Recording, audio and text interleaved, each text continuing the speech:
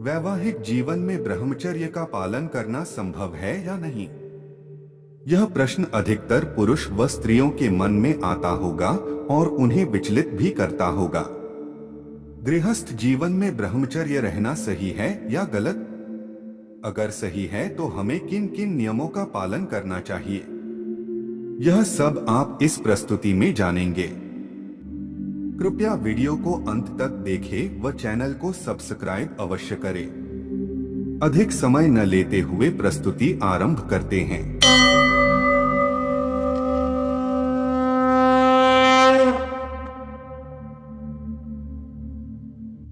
सर्वप्रथम हमें जानना होगा कि ब्रह्मचर्य का वास्तविक अर्थ क्या है। ब्रह्मचर्य अर्थात मन, वचन, काया के द्वारा किसी भी प्रकार के विषय विकार में हिस्सा नहीं लेना या उसे प्रोत्साहन नहीं देना है। आप विवाहित हैं या नहीं उससे कोई फर्क नहीं पड़ता।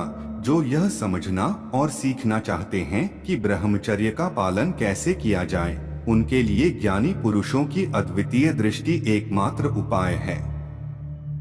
साधारणतया पत्नी से दूर रहने से नारी जाति के प्रति वासनामय विचारों की सृष्टि होती है। दूरी में सदैव एक आकर्षण रहता है जो समीपता में नष्ट हो जाता है। जिन्हें दाम्पत्य जीवन प्राप्त नहीं है, उन्हें वह अप्राप्य वस्तु बड़ी आकर्षक और सरस दिखती है तथा उसकी प्राप्ति के लिए उनके मन में बड़ी घूरडोर मचती रहती है। किंतु जो पति पत्नी साथ साथ रहते हैं, वे यदि चाहे तो स्वाभाविक और सरल जीवन व्यतीत करते हुए उन विकारमय विचारों से सरलता से बच सकते हैं।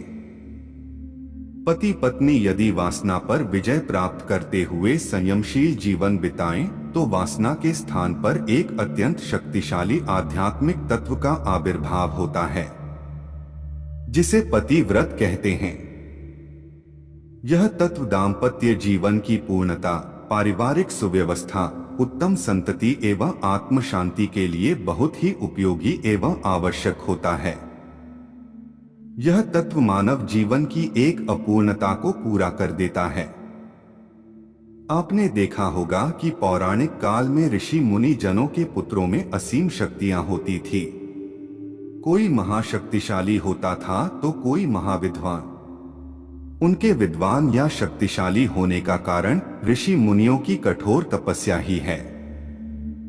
तपस्या केवल नाम जप करना नहीं है, बल्कि ब्रह्मचर्य का पालन करना भी तपस्या के अंतर्गत ही आता है।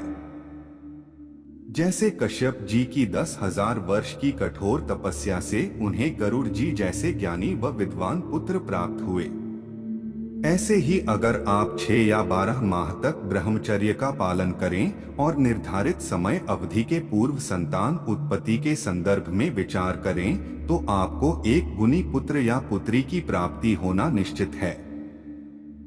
शुद्ध प्रेम को परमात्मा का प्रत्यक्ष रूप कहा गया है। माता का पुत्र में, पिता का पुत्री में, बहन का भाई में और पति का पत्नी में जितना प्रेम होता है, उतना पुरुष पुरुष में या स्त्री स्त्री में नहीं होता। प्रकृति ने उभयलिंग यानी विपरीत लिंग के प्राणियों में एक सहज प्रेम धारा छिपा रखी है। यदि उसे स्वार्थ या वासना से दूषित न किया जाए तो जीते जी आप स्वर्ग में हैं और मोक्ष मार्ग पर चल रहे हैं। यह समझना भारी अज्ञान है कि काम सेवन से ही दाम्पत्य प्रेम बढ़ता है। समाज में यह विचार मिथ्या के अतिरिक्त और कुछ नहीं है। काम वासना को मानसिक कहा गया है, क्योंकि यह विकार मन में उत्पन्न होता है और यही से संहार लीला प्रारंभ होती है। मन से यदि काम चिंतन करते रहा जाए और शरीर से ब्रह्मचर्य रखा जाए, तो उसका कोई विशेष लाभ नहीं होगा, क्योंकि मन में उत्पन्न होने वाली वासना से मानसिक व्यभिचार होता रहेगा और आपके आत्मिक बल में वृद्धि नहीं हो सकेगी। उसके विपरीत यदि कोई व्यक्ति साधारण गृहस्थ धर्म का पालन करता है और मन से निर्विकार रहता है, वह व्यक्ति साधारण कहा जाता है और उच्च श्रेणी में गिना जाता है। अर्धांगिनी और धर्म पत्नी, यह दोनों ही शब्द आत्मिक पूर्णता और धर्म प्रतिपालन के अर्थ स्पष्ट करते हैं। पत्नी इन दोनों कार्यों में सहायक होती है, इसलिए उसे अभिन्न अंग एवं जीवन सर्जरी माना गया है। कामिनी, रमणी, रूपसी आदि के विकार ग्रस्त दृष्टि स्त्री के प्रति रखना नारी जाति के प्रति अपराध एवं अपमान व्यक्त करना है। स्वाभाविक एवं सरल दृष्टिकोण अपनाकर नारी को एक सच्चा साथी मित्र एवं स्वयं का भाग माना जाए तो उससे जिस प्रकार मानसिक जीवन में सुविधा मिलती है, वैसे ही आत्म कल्याण के मार्ग में भी भारी सहयोग मिल सकता है। स्त्री ब्रह्मचर्य की बाधा नहीं, बल्कि वह तो संसार के विकारों पर नियंत्रण करने में सहायता करती है और मनुष्य को सुखी जीवन व्यतीत करने में सहायता प्रदान करती है। आज के लिए केवल इतना ही। हम आशा करते हैं कि हमारी आज की प्रस्तुति आपको पसंद आई होगी। अपने विचार हम सभी के समक्ष अभिव्यक्त करने के लिए कमेंट करें, वीडियो को शेयर करें, वह चैनल को सब्सक्राइब करें।